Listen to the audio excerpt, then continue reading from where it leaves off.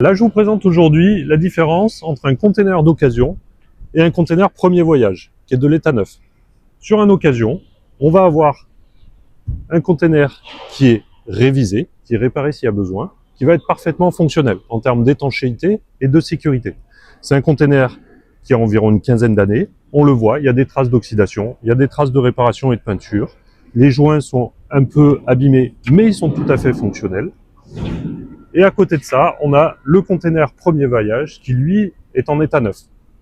Une autre particularité du conteneur premier voyage, c'est qu'on aura deux séries, le boîtier cache-cadenas et régulièrement la poignée Easy Open Door. Pas systématiquement, ça dépend des stocks. Voilà, là nous sommes dans un conteneur d'occasion. Typiquement, on voit l'état des parois. Donc on voit que c'est un conteneur qui a servi, il a 15 ans. Donc il y a des traces de frottement, il y a des traces de réparation. Il peut y avoir quelques bosses au niveau des déformations au niveau du plafond. Et là, on voit le sol en bois, en contreplaqué marine, donc qui, on voit, à travailler. Il y a des traces de délamination, mais c'est un conteneur qui est parfaitement fonctionnel. C'est un conteneur qui est garanti étanche, sécurisé, et dans lequel vous pouvez stocker votre marchandise en toute sécurité. Donc là, nous sommes dans un conteneur premier voyage, donc en état neuf.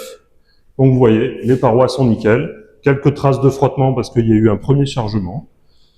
Il y a également le sol en contreplaqué qui est en parfait état. Un point de différence entre le premier voyage et l'occasion, c'est que le premier voyage, on va avoir des aérateurs. Donc là, au minimum 5 sur le côté, 2 sur les petits côtés, donc 14 aérateurs en tout.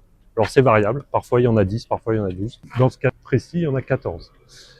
A contrario, sur un conteneur d'occasion, ils ne sont pas conçus avec des aérateurs, donc il y en a, sur ce cas, un de chaque côté. Parfois, il y en a 2 de chaque côté. Donc de temps en temps, sur le conteneur d'occasion, il faudra peut-être prévoir une ventilation supplémentaire pour s'assurer qu'il n'y ait pas de condensation. Mais encore une fois, ça dépend aussi de la façon dont est posé le conteneur au sol, mais nous y reviendrons dans une autre vidéo.